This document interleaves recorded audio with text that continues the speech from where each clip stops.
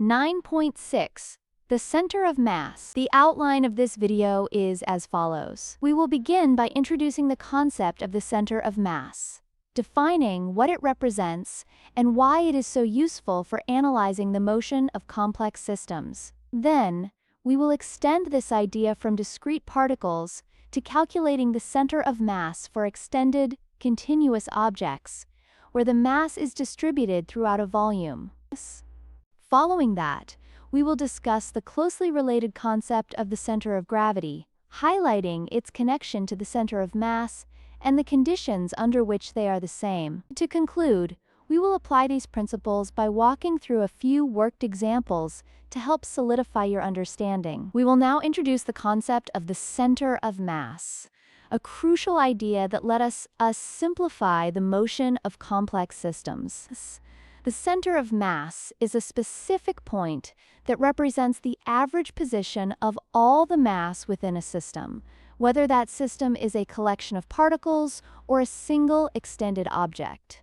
The power of this concept is that the translational motion of this point is identical to the motion of a single particle that has a mass equal to the total mass of the system. This imaginary particle moves as if the net external force on the whole system were applied directly to it. For example, a gymnast's body may tumble and change shape, but her center of mass follows a simple parabolic path, just like a thrown ball. The translational motion of the center of mass is independent of other motions, like rotation, vibration, or deformation. In short, the center of mass allows us to treat a complex object as a simple point particle when analyzing its translational motion. The center of mass is a crucial concept because it is the point that determines how an object will move and rotate when a force is applied. For a simple system, like two particles connected by a light rod, the center of mass is their average position, weighted by mass. It is always located on the line joining the two particles, and it will be closer to the one with the larger mass. The system's response depends entirely on where you push it. If you apply a force directly at the center of mass, the entire system moves in the direction of the force without any spinning. This is called pure translational motion. However, if you apply that same force at any other point, the system will both move in the direction of the force and begin to rotate. In short, the center of mass is the unique point where an applied force produces motion without causing any rotation. This slide provides the formal mathematical definition for the center of mass of a system of discrete particles, which is a powerful tool for simplifying the analysis of complex systems. For two particles, the x-coordinate of the center of mass, xcm, is a weighted average of their positions. The formula is xcm equals the quantity m1 times x1 plus m2 times x2, all divided by the total mass, m1 plus m2. Notice that the position of the heavier particle has a greater influence on this average. We can generalize this to a system of n particles. The x-coordinate is found by summing the product of each particle's mass and its x position, and then dividing by the total mass of the system, m. The exact same logic applies independently to find the y and z coordinates. Finally, we can combine these three equations into a single, compact vector equation. The position vector of the center of mass, RCM, is 1 over the total mass m, multiplied by the sum of each particle's mass times its individual position vector, ρ. In short, the center of mass is the mass-weighted average position of all particles in the system. So far, we have located the center of mass for systems of discrete particles. We will now extend this idea to continuous, solid objects, which requires us to use calculus. Instead of summing over a few individual masses, we imagine the object is composed of an infinite number of tiny mass elements, which we call dm. To find the center of mass, we must replace the summation in our previous formula with an integral that covers the entire volume of the object. The x-coordinate of the center of mass is now 1 over the total mass m times the integral of x dm. The y and z coordinates are found with similar integrals. These three equations can be expressed more compactly in vector form, as shown. Fortunately, for a symmetric object with uniform density, like a sphere or a rod, we do not need to perform the integration. In these cases, the center of mass is simply at the object's geometric center. The key takeaway is that we use integration to find the weighted average position of mass for a continuous object. We will now introduce the center of gravity, which is the effective point where the total gravitational force on an object can be considered to act. Think of an extended object as being made of countless small mass elements, with gravity pulling on each one. The center of gravity is the single point where one force, equal to the total mass m times the gravitational acceleration g, would produce the same net effect. Now, a crucial point. If the gravitational field g is constant over the entire object, then the center of gravity is located at the exact same point as the center of mass. For nearly all everyday situations, this is an excellent approximation. This concept has a very practical application for balance. An object that is pivoted at its center of gravity will remain perfectly balanced in any orientation. This allows us to find the center of gravity experimentally, for example, by suspending an irregular object from two different points and finding where the vertical lines of suspension cross. In short, the center of gravity is the average location of the weight of an object. This question tests our understanding of the center of mass for a non-uniform object. We are asked, which piece of a baseball bat has less mass when it is cut at its center of mass? First, recall that the center of mass is the unique point where an object can be perfectly balanced. If we were to place the bat on a sharp pivot at this cutting point, it would not tip over. This means the torque from the weight of the left piece must exactly balance the torque from the weight of the right piece.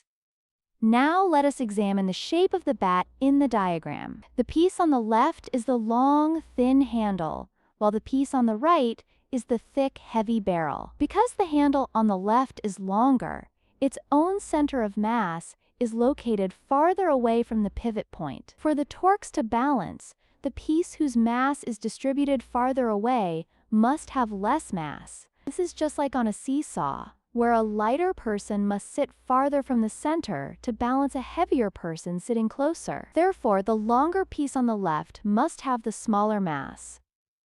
A common mistake is to think the center of mass splits an object into two equal masses. This is not true for an object like a bat, where mass is unevenly distributed. The essential result is that the longer, thinner piece on the left has less mass than the shorter, thicker piece on the right. Let us now apply our general formulas for the center of mass to a concrete example. We have a system made of three distinct particles. The first two particles, m1 and m2, each have a mass of 1 kilogram. They are located along the x-axis at positions x equals 1 meter and x equals 2 meters.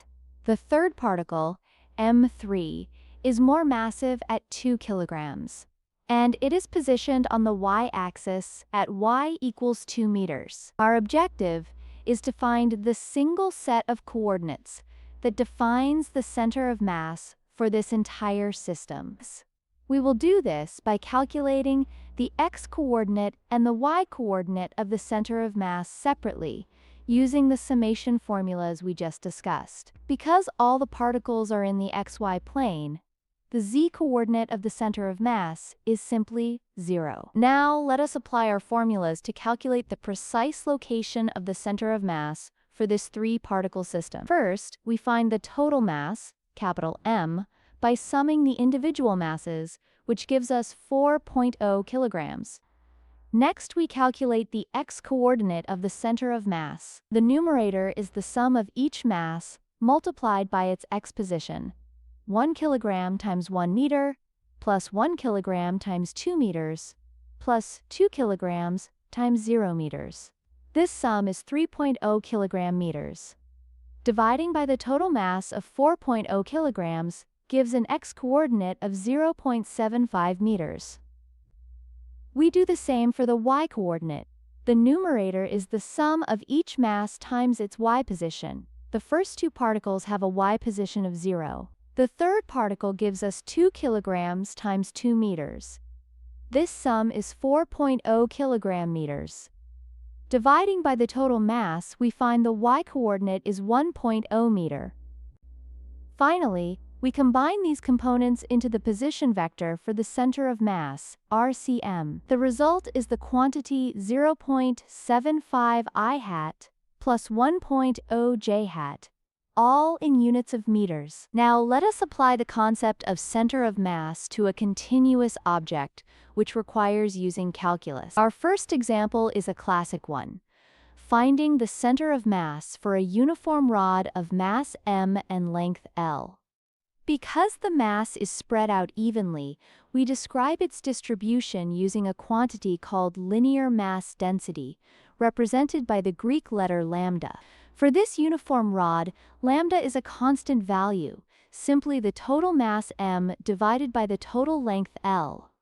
To use the integral formula, we imagine slicing the rod into tiny segments, each with a length of dx. The mass of one of these tiny segments, which we call dm, is its density lambda multiplied by its length dx. We can then substitute this expression for dm into our integral definition for the center of mass. The position, xcm, is 1 over the total mass m times the integral from 0 to L of x multiplied by the quantity lambda dx. The key to this problem is correctly setting up this integral. Now we will evaluate the integral we set up to find the center of mass for the uniform rod. This calculation will confirm our physical intuition. The integral of x dx from 0 to L is a standard power rule integration, which evaluates to L squared over 2. Multiplying by the prefactor of lambda over m gives us an expression for the center of mass. xcm equals the quantity lambda times L squared, all divided by 2 m's. The final step is to substitute the definition of the uniform linear mass density, lambda, which is the total mass m over the total length L. When we plug this into our expression, the total mass m in the numerator and denominator cancels out. Similarly, one factor of the length L cancels. This leaves us with the simple and elegant result that the center of mass is at L over 2. As expected, the center of mass of a uniform rod is located exactly at its geometric center. Now let us consider a more complex and realistic case. Finding the center of mass for a non-uniform rod. In this problem, the rod's mass is not distributed evenly. Instead, its linear mass density, given by the Greek letter lambda, increases with position according to the expression lambda equals alpha times x, where alpha is a constant. This means that as we move from the left end at x equals 0 to the right end at x equals L, each small piece of the rod becomes progressively more massive. To find the center of mass, we follow a two-step integration process. First, because the density is variable, we must find the rod's total mass, m, by integrating the mass element, dm, over the entire length from 0 to L. Once we have the total mass, we can then set up the standard integral for the x-coordinate of the center of mass. This involves integrating the quantity x times dm over the length and dividing by the total mass m we just calculated. The key difference for a non-uniform object is using the variable density to define the mass element. Let us continue with part B by calculating the center of mass for the non-uniform rod. Our first step is to find the total mass, m. We do this by integrating the linear mass density, which is alpha times x, over the length of the rod from 0 to L. This integral evaluates to alpha times L squared, all divided by 2. With the total mass known, we can now calculate the x-coordinate of the center of mass. The expression is 1 over m times the integral of x times dm. We substitute dm with lambda dx, which is alpha times x dx. This gives us an integrand of alpha times x squared. Integrating this from 0 to L results in alpha times L cubed divided by 3. Finally, we substitute our expression for the total mass m into this result. The alpha and L squared terms cancel, leaving us with a final position for the center of mass at 2/3 L. This result of 2/3 L is greater than the L over 2 we found for the uniform rod. This makes perfect sense, because the mass of this rod is concentrated more toward the right end, which pulls the center of mass in that direction. Let us summarize the key ideas related to the center of mass. The center of mass is the average position of a system's mass, weighted according to the distribution of that mass. Its primary utility is that it allows us to analyze the overall translational motion of a complex system by treating it as a single-point particle located at this specific position.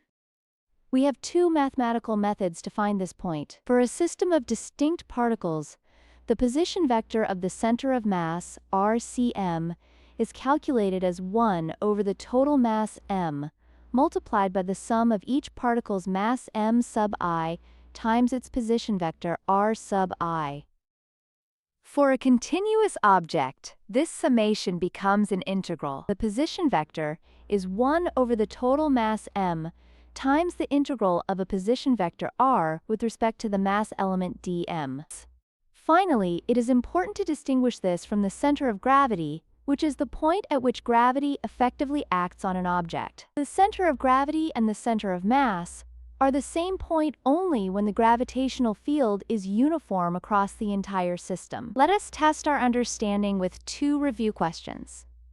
First, consider a uniform rectangular plate and a uniform circular disk of the same mass, welded together. Can their combined center of mass be at the weld point? For any uniform object, its center of mass is at its geometric center. The center of mass of the combined object will be the weighted average of these two individual centers. Because both objects have positive mass, the final center of mass must lie on the line connecting the two individual centers, and it will be located somewhere strictly between them. It cannot be at the weld point itself. Second, let us think about a non-uniform rod. In the example, a rod with a linear mass density of lambda equals alpha times x had its center of mass at 2/3 L. What if the density were lambda equals beta times x squared? The x squared term means that the mass increases even more steeply as you move away from the origin. This concentrates more mass toward the far end of the rod, at x equals L, compared to the linear case. Since the mass is weighted more heavily to the right, the center of mass must also shift to the right. Therefore, it will be to the right of 2/3 L.